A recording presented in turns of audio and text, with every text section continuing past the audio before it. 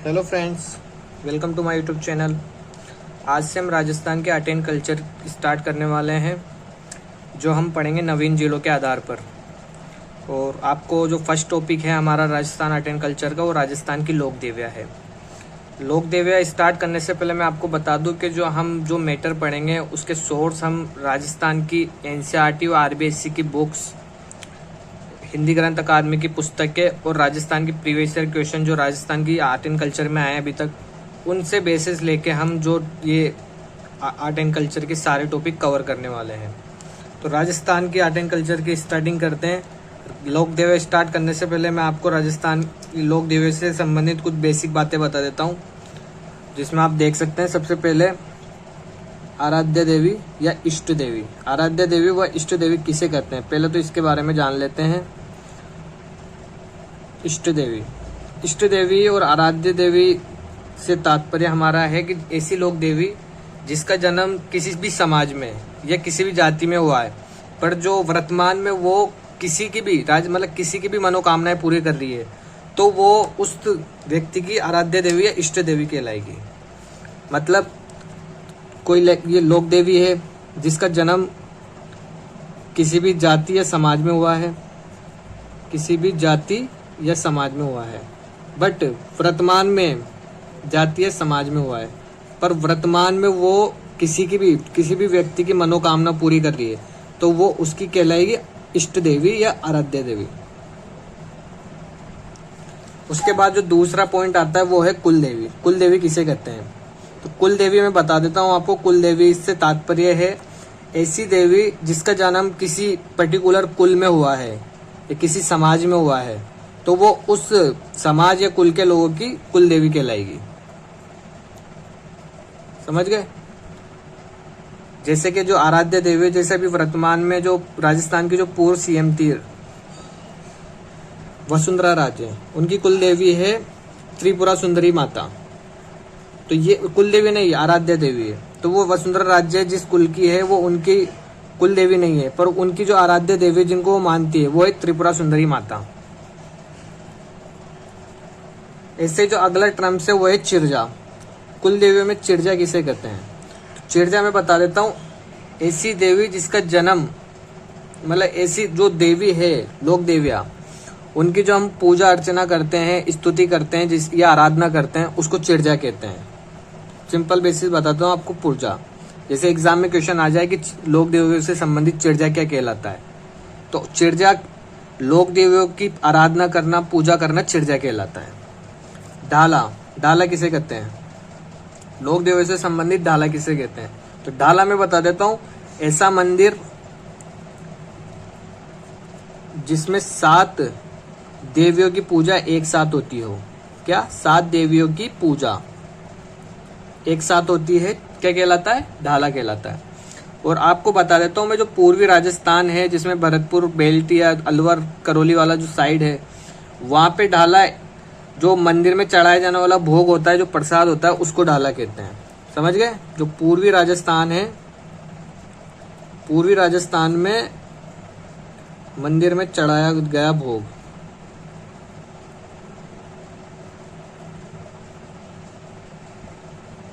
चढ़ाया गया भोग क्या कहलाता है, ढाला। ये आप देख सकते हैं। इसके बाद हम जो स्टार्ट करने वाले हैं नावा। नावा किसे कहते हैं, किसी भी मंदिर में लोक देवी की जो भोपे होते हैं, पुजारी होते हैं या पंडित होते हैं, जो वो उनके द्वारा जो हमें जो श्रद्धालु उनको जो ताबीज दिया जाता है, वो नावा कहलाता है। सिंपल हम इसको कह सकते हैं ताबीज। तो ये जो कुल देवियां हैं, इनके बारे में जो बेसिक बातें हैं, जिसमें आप आराध्य देवी, कुल देवी, चिरजा, ढाला व नावा। आराध्य देवी तो किसी भी व्यक्ति की हो सकती है, वो किसी भी जाति या समाज का हो, उसकी आराध्य देवी हो सकती है। कुल देवी किसी पर्टिकुलर कुल या समाज की ही होती है।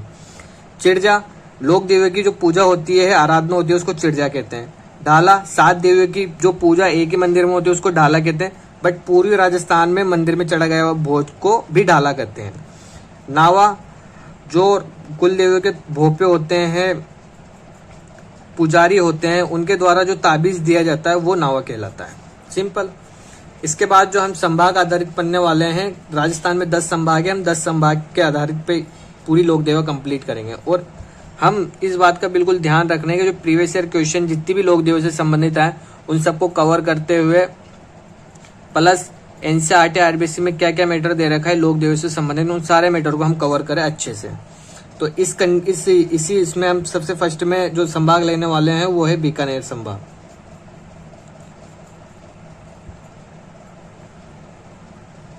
बीकानेर संभाग हम लेने वाले हैं। बीकानेर संभाग आप देख सकते हैं, अब 4 जिले बीकानेर संभाग के अंदर आता है। एक तो मेन जो बीकानेर जो मुख्यालय है, दूसरा गंगानगर, तीसरा हनुमानगढ़, और चौथा जो अभी नवीन जिला बना है वो कौन सा है, अनूपगढ़। ये 4 जिले बीकानेर संभाग में आते हैं, जिसमें बीकानेर मुख्यालय होता है, बाकी 3 संभाग है, जिसमें अनूपगढ़ एक नवीन जिला बना है। इसमें आप सबसे फर्स्ट में देख सकते हैं बीकानेर में जो माता है वो है अपनी सबसे फेमस माता, जिसके क्वेश्चन हर एग्जाम में देखने को मिलते हैं लोक देवों के में, करणी माता। ये बहुत इंपॉर्टेंट माता है। गंगानगर में कोई माता नहीं आती। हनुमानगढ़ में 2 माता आती है, भद्रकाली माता और ब्राह्मणी माता। राजस्थान में ब्राह्मणी माता 2 है, एक तो आपको हनुमानगढ़ में देखने को मिलती है और दूसरे आपको सोरसन 12 में देखने को मिलती है। अनूपगढ़ में भी कोई देवी नहीं आती।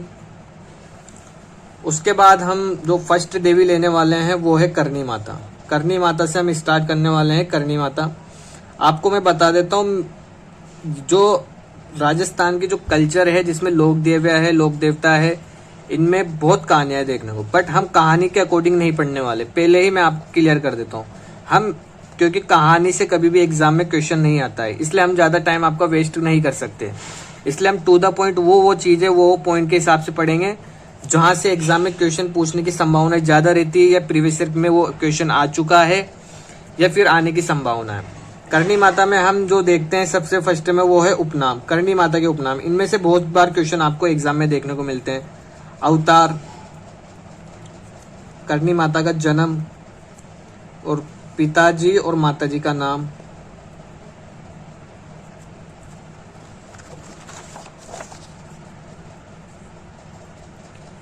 करणी माता का मूल नाम क्या था, एक इसके बारे में पता करेंगे। उसके अलावा करणी माता की इष्ट देवी, जैसे मैंने आपको बताया इष्ट देवी क्या होती है, अभी आगे पीछे की इष्ट देवी किसी की भी हो सकती है, बस वो किसी भी व्यक्ति की मनोकामना पूरी हो तो वो उसकी इष्ट देवी आराध्या देवी कहलाती है। अब उपनाम में मैं आपको बता देता हूँ कि करणी माता को क्या क्या कहते हैं। करणी माता को सबसे जो फर्स्ट में कहते हैं वो है चूहों वाली देवी। ये क्वेश्चन एग्जाम में कई बार आ चुका है कि चूहों वाली देवी किसे कहा जाता है, तो वो कौन सी है, करणी माता, देशनोक, बीकानेर। तो इसे कहाँ की है पहले ये बताना मैं भूल चुका हूँ, देशनोक बीकानेर, देशनोक बीकानेर इनका जो स्थान है, मंदिर है, देशनोक बीकानेर में है। दाढ़ी मूछ वाली देवी भी इन्हें कहते हैं, दाढ़ी मूछ वाली देवी। उसके अलावा ओलावृष्टि रक्षक देवी। जो बीकानेर क्षेत्र है उसमें जब ओलावृष्टि होती है तो इसी देवी की पूजा की जाती है, जिससे ओलावृष्टि रुक जाए। काबा वाली देवी, आपको पता है जो करणी माता का मंदिर है उसमें सफेद चूहे देखे जाते, बहुत पर्याप्त मात्रा में पाए जाते हैं, तो उसे काबा कहा जाता है, इसलिए इन्हें काबा वाली देवी भी कहते हैं। ये किसका अवतार है, ये माँ जगदम्बा का अवतार है। माँ जगदम्बा या दुर्गा, ये इनका अवतार है। इनका जन्म कहाँ पे हुआ था, ये बहुत बार एग्जाम में पूछा जा चुका है। सुआपा गांव फलोदी, सुआपा गांव फलोदी। फलोदी आपको बता देता हूँ मैं, पहले यहाँ फलोदी नहीं था, पहले ये जोधपुर, क्योंकि फलोदी जोधपुर में था तो यह जोधपुर था। और ये कब हुई थी, पूर्व जोधपुर, बता देता हूँ आपको, मैं लिख देता हूँ, पूर्व जोधपुर, फलोदी पूर्व जोधपुर। 1387 में इनका जन्म हुआ था, विक्रम संवत 1444।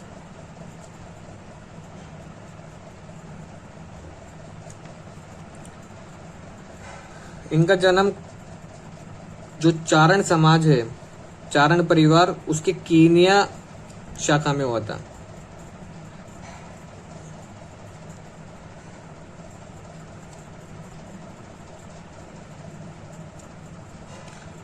उसके बाद इनके पिताजी थे मेहाजी कीनिया, जो चारण थे, और इनकी माता का नाम था देवलबाई। इनका जो मूल नाम था रिद्धुबाई। और जो करनी माता की इष्ट देवी, ये क्वेश्चन एग्जाम में पूछने लायक है, वो थी तेमड़े राय माता। तेमड़े राय माता।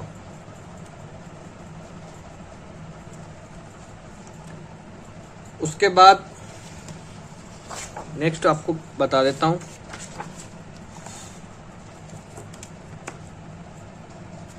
जो करनी माता थी, एक सेकेंड, उनकी जो बहन थी उनका नाम क्या था?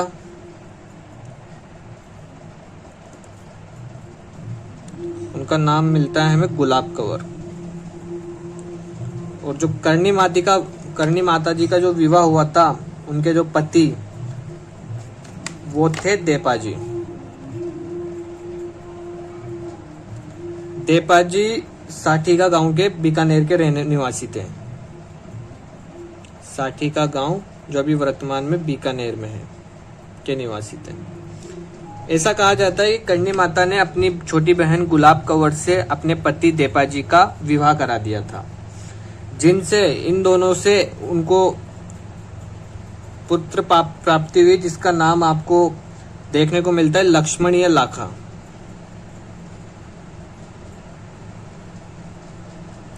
जिसे करनी माता ने गोद ले लिया था। करनी माता के जो पति थे देपाजी, जो साठीका गांव के थे, और जो करनी माता की छोटी बहन थी गुलाब कंवर, उसका विवाह करनी माता ने अपने पति देपाजी से करा दिया था। और गुलाब कंवर और देपाजी की जो फर्स्ट संतान हुई थी वो लक्ष्मण व लाखा थी, जिसे करनी माता ने गोद ले लिया था, और उसका नाम लक्ष्मण या लाखा देखने को मिलता है। अब जो लक्ष्मण और लाखा है जिसे उन्होंने गोद लिया था, वो श्रावण पूर्णिमा के दिन एक झील मिलती है बीकानेर के अंदर, जो बहुत फेमस झील है, जिसको कहा जाता है कोलायत झील, बीकानेर में। उसमें लक्ष्मण जो लाखा था, जिसे करनी माता ने गोद लिया था, उसमें डूबने से उसकी मृत्यु हो जाती है। किसकी? लक्ष्मण व लाखा की। किस झील में डूबने से? कोलायत झील में। कोलायत झील वर्तमान में कहाँ पे है? बीकानेर में। ये क्वेश्चन भी आपको ज्योग्राफी में देखने को मिलता है, कोलायत झील वाला। तो जब से ये मान्यता है कि जो चारण जाति के जो समाज के लोग हैं वो कोलायत झील में स्नान नहीं करते हैं। और कोलायत झील में, इसके अलावा मैं आपको बता देता हूँ, जो कोलायत झील है उसमें एक विशाल मेले का आयोजन होता है कार्तिक पूर्णिमा के दिन। कार्तिक पूर्णिमा के दिन एक विशाल मेले का आयोजन होता है। वो मेला कपिल मुनि का मेला है। ये क्वेश्चन बहुत इंपॉर्टेंट है, क्योंकि ये क्वेश्चन पहले कई एग्जाम में देखने को मिल जाए। कोलायत झील के समीप किस मेले का आयोजन होता है? तो वो मेला है कपिल मुनि का मेला। एक विशाल मेला बढ़ता है जो बढ़ता है कार्तिक पूर्णिमा के दिन। कोलायत झील में दीपदान की प्रथा है। दीपदान प्रथा रहती है, जिसमें आपको पता है दीपदान प्रथा क्या रहती है। दीपदान प्रथा में झीलों के अंदर दीप का उदान किया जाता है। दीपदान प्रथा जो राजस्थान में 2 स्थानों पे होती है। एक तो पुष्कर जो वर्तमान में अजमेर में है, दूसरा कोलायत झील बीकानेर।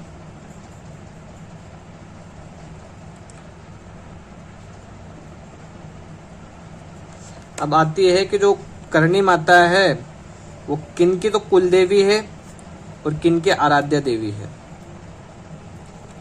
तो बता देता हूं आपको, जो कुल देवी है वो चारण जाति की है। चारण समाज की कुल देवी करनी माता कहलाती है। और जो राठौर राजवंश है उसकी वो आराध्य देवी कहलाती है, राठौर वंश की। अब राजा बता देता हूँ, जो इनकी समाधि है करनी माता की, वो 1595 ईस्वी में चैत्र शुक्ल नवमी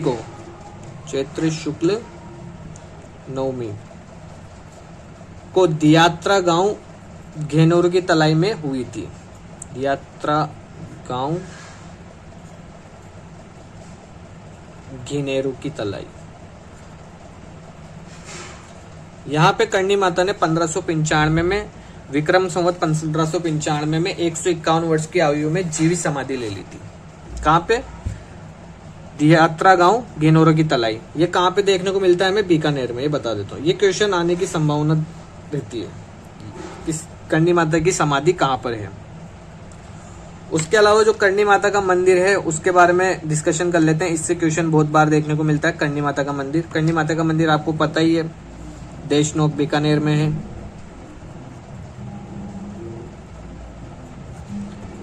जो करणी माता का जो मंदिर है देशनोक बीकानेर वाला, इसके बारे में जो बताया जाता है वो ये है कि जो इसका निर्माण है वो चांदमल ठड्डा ने किया था, और जो चबूतरे का निर्माण है, चबूतरा निर्माण, वो राव बीका के द्वारा किया गया था। जो बीकानेर के जो संस्थापक है राठौर राजवंश के, उनके द्वारा चबूतरे का निर्माण किया था। और पुनर्निर्माण जो राव बीका के द्वारा ये जो करणी माता के मंदिर का निर्माण हुआ, चबूतरे का निर्माण हुआ था, और जो चांदमल ठड्डा के द्वारा जो निर्माण हुआ था वो जो आधा अधूरा हुआ था, उसको पूर्ण रूप जो शासक ने दिया था वो है सूरत सिंह। उसके अलावा वर्तमान स्वरूप, अभी जो वर्तमान में जो स्वरूप दिया था आधुनिक काल में, वो हमें देखने को मिलता है गंगा सिंह के काल में। और मंदिर में चांदी के क्वाड़ किसके द्वारा लगवाए गए थे? चांदी के क्वाड़ के किवाड़ वो लगवाए गए थे अलवर के महाराजा बख्तावर सिंह के द्वारा। महाराजा बख्तावर सिंह। और जो मंदिर का पुजारी है वो क्या रहता है? देपावत चारण, देपावत चारण।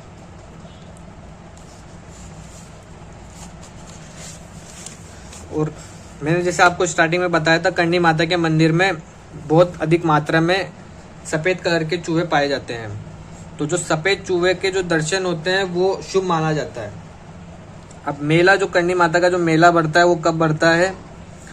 वो बढ़ता है नवरात्र के अवसर पे। ज्यादातर लोक देवों को आप देखने को मिलेगा जो मेला बढ़ता है वो नवरात्र के अवसर पे बढ़ दिखता है। और इसके अलावा जो टॉपिक इसमें मैटर बचा है वो मैं आपको बता देता हूँ कि करणी माता के जो मंदिर है वो मठ कहा जाता है।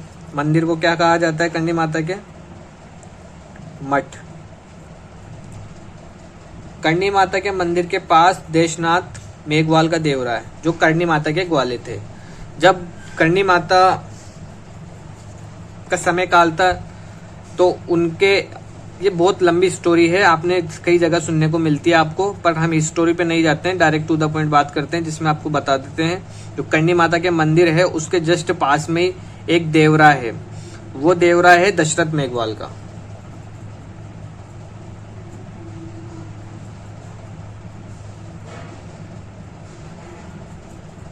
इसके अलावा जो अपडेटेड अभी क्वेश्चन देखने को मिल सकता है हमें, उस क्वेश्चन पे बात कर लेते हैं। वो है करणी माता का पेनोरमा।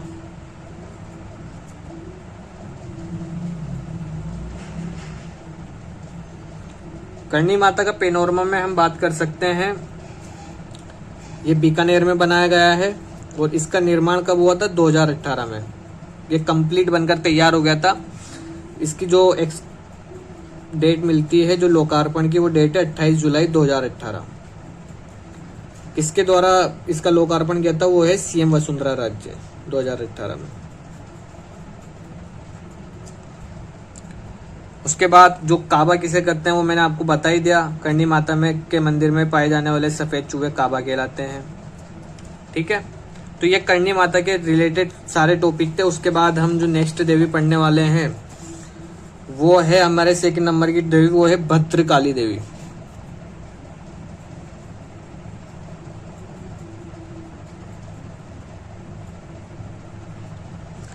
भद्रकाली देवी के बारे में ज्यादा हमें मैटर पढ़ना नहीं है, सिर्फ दो चीजें ध्यान रखनी है, एक तो इनका मंदिर, एक इनका मेला। तो इनका जो मेला मंदिर है वो पल्लू गांव हनुमानगढ़ में है। और जो इनके मंदिर का निर्माण कराया गया था वो बीकानेर के जो महाराजा थे राम सिंह, उनके द्वारा इनका मंदिर का निर्माण कराया गया था। बीकानेर महाराजा राम सिंह।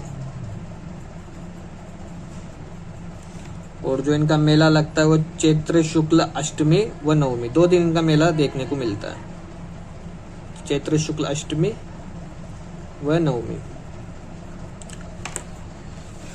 तो ये हमारी बीकानेर संभाग की कुल देवियां कंप्लीट हो चुकी है। एक बार आपको रिवीजन कर लेते हैं। लोक देवियां, आराध्य देवी व इष्ट देवी किसी भी जाति या समाज की कुल देवी या लोक देवी है, पर वो किसी भी व्यक्ति की मनोकामनाएं वर्तमान में पूरी कर दी तो उसकी आराध्य देवी कहलाएगी। जैसे मोस्ट फेमस है सीएम वसुंधरा राजे, इनकी जो त्रिपुरा सुंदरी माता है जो डूंगरपुर में है वो इनकी आराध्य देवी है। कुल देवी किसी पर्टिकुलर कुल या समाज में जन्म लेने वाली देवी उस समाज की कुल देवी कहलाती है। लोक देवी की पूजा क्या कहलाती है? चिरजा। लोक देवी की पूजा चिरजा कहलाती है। वो ऐसा मंदिर जिसमें 7 देवियों की पूजा एक साथ होती है उसे ढाला कहते हैं। बट पूर्वी राजस्थान जो भरतपुर अलवर करौली वाला बेल्ट है उसमें जो पूर्वी राजस्थान है उसमें ढाला मंदिर में चढ़ा गया भोग या प्रसाद को कहते हैं। उसके बाद नावा मंदिर के पुजारी भोपों के द्वारा दिया गया ताबीज नावा कहलाता है। उसके बाद हमने फर्स्ट संभाग से पढ़ना स्टार्ट किया जिसमें हम बीकानेर संभाग को लिया। बीकानेर संभाग में आपको 4 जिले देखने को मिलते हैं, बीकानेर, गंगानगर, हनुमानगढ़, अनूपगढ़। जिसमें गंगानगर हनुमानगढ़ में कोई लोक देवी नहीं है। बीकानेर में कर्णी माता है, हनुमानगढ़ में भद्रकाली माता और ब्रह्मणी माता है। जिसमें से सिर्फ इम्पोर्टेंट भद्रकाली माता है, ब्रह्मणी माता सिर्फ इतना ध्यान रखना है कि हनुमानगढ़ में है। उसके बाद कर्णी माता इम्पोर्टेंट है। इसमें से कई बार एग्जाम में क्वेश्चन सीधे सीधे देखने को मिलते हैं। कर्णी माता का मंदिर कहाँ है? देशनोक, बीकानेर। उपनाम चूहो वाली देवी, दाढ़ी मूछ वाली देवी, ओलावृष्टि रक्षक देवी या काबा वाली देवी। ये माँ जगदम्बा का अवतार है। इनका जन्म स्वाब गांव फलोदी में हुआ था, जोधपुर में है अभी जो वर्तमान में। ये चारण परिवार की कुल देवी है। इनके पिताजी मेहाजी कीनिया है। इनकी माता का नाम देवबाई है। इनका जो मूल नाम था वो देखने को हमें रिद्धुबाई देखने को मिलता है। कर्णी माता की जो इष्ट देवी है वो है तेमड़ा राय माता। उसके बाद इनकी बहन गुलाब कंवर, इनके पति देपाजी, इन दोनों से प्राप्त पुत्र लक्ष्मण या लाखा, जिसकी मृत्यु कोलाई झील में श्रावण पूर्णिमा के दिन स्नान करते हुए डूबने से हो जाती है। इसलिए चारण जाति के लोग कोलाई झील में स्नान करते नहीं है। कोलाई झील में जो कार्तिक पूर्णिमा का दिन कपिल मुनि का मेला बढ़ता है। दीपदान की प्रथा राजस्थान में 2 जगह की फेमस है। एक तो पुष्कर अजमेर में होता है, दूसरा कोलायत बीकानेर में। 2 ही जगह पे दीपदान होता है राजस्थान के अंदर। जो कुल कर्णी माता है वो चारण जाति की कुल देवी है। वो राठौर राजवंश की आराध्या देवी है। कर्णी माता है, उन्होंने विक्रम संवत 1595 में चैत्र शुक्ल नवमी के दिन दियात्रा गांव घिनेरू की तलाई बीकानेर में अपनी महासमाधि ले ली थी, महाप्रयाग ले लिया था। इनका जो मंदिर देखने को मिलता है वो देशनोक बीकानेर में मिलता है। मंदिर में जो क्वेश्चन, ये मंदिर मोस्ट है, मंदिर में से बहुत बार क्वेश्चन देखने को मिलता है। मंदिर का निर्माण चांदमल ठड्डा के द्वारा किया गया। चबूतरा निर्माण बीकानेर के राव बीका के द्वारा। पुनर्निर्माण सूरज सिंह के द्वारा। वर्तमान स्वरूप गंगा सिंह के द्वारा। मंदिर में चांदी के क्वाड किसके द्वारा भेजे गए लगवाए गए? वो है अलवर के महाराजा बख्तावर सिंह। पुजारी देपाव चारण कला होते हैं। इनका मेला नवरात्र के अवसर पर बढ़ता है। इनके जो मंदिर है उसको मठ कहते हैं। और जो इनके मंदिर के पास में जो देवरा है वो दशरथ मेघवाल का देवरा है। कर्णी माता का पेनोरमा बीकानेर में 2018 में बनाया गया था, जिसका निर्माण लोकार्पण 28 जुलाई 2018 को किया गया, जो सीएम वसुंधरा राजे को द्वारा किया गया। काबा सफेद चूहे, कर्णी माता के मंदिर में मिलने वाले सफेद चूहे काबा कहलाते हैं। दूसरी देवी भद्रकाली देवी के बारे में 2 ही चीजें पढ़नी है, मंदिर और मेला। मंदिर पल्लू गांव हनुमानगढ़ में है, जिसका निर्माण बीकानेर महाराजा राम सिंह ने किया था। मेला चैत्र शुक्ल अष्टमी नवमी को 2 दिन इसका मेला देखने को मिलता है। तो ये हमारी बीकानेर संभाग की कुल देवियां थी जो कंप्लीट हो चुकी है। इसमें जो मेन पढ़ना है वो यही है। हम एक एक करके पूरे 10 के 10 संभाग से पूरे राजस्थान की कंप्लीट देवियां आपको कराने वाले हैं, जिसमें आज हमने फर्स्ट देवी देख ली बीकानेर संभाग की देवी। और अब हम नेक्स्ट संभाग पढ़ने वाले हैं जयपुर संभाग, जो आपको नेक्स्ट वीडियो में देखने को मिलेगा।